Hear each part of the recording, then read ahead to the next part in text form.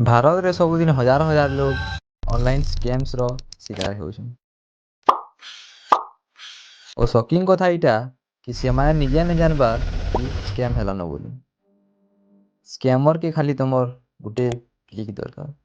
କେଭେ ଓଟିପିର ବାହାନାରେ କଲ୍, କେଭେ ଫେକ୍ ବ୍ୟାଙ୍କ ମେସେଜ या फिर ऑनलाइन जॉब ऑफर। व्हाट्सएप और टेलीग्राम लेके एंता प्लेटफॉर्म मान के ସେମାନେ ମେସେଜ କରସନ୍ ପଠାସନ୍ କି ଅନଲାଇନ୍ ବସିକରି ପଇସା କେନ୍ତା କମାବେ। ସେମାନେ କହିବା ତ ତମର ଉପରେ ଟ୍ରଷ୍ଟ ବିଲ୍ଡ କରିବେ, ତାରପରେ ଆକାଉଣ୍ଟ ଖାଲିବେ। ଏବେ ତ ଆଉ ବି ଡେଞ୍ଜର ହେଇଗଲାନ ସ୍କାମ୍ସ ମାନେ। ଏଆଇର ହେଲ୍ପରେ ଫେକ୍ ଭଏସ୍ ଓ ଭିଡ଼ିଓ ବନେଇ ବନେଇ ଲୋକକୁ ଠଗୁଛନ୍। Remember 5 rules. କେବେ କାହାକି ଓଟିପି ସେୟାର ନାଇଁ କରବ, ଅଜଣା ଲିଙ୍କ୍ସ ଉପରେ କ୍ଲିକ୍ ନାଇଁ କରବ, ସ୍କ୍ରିନ୍ ସେୟାରିଂ ଆପ୍ ମାନଙ୍କୁ ଇନଷ୍ଟଲ୍ ନାଇଁ କରବ, ଇନଷ୍ଟାଣ୍ଟ ଲୋନ୍ ଚକ୍କରରେ ନାଇଁ ପଡ଼ବ।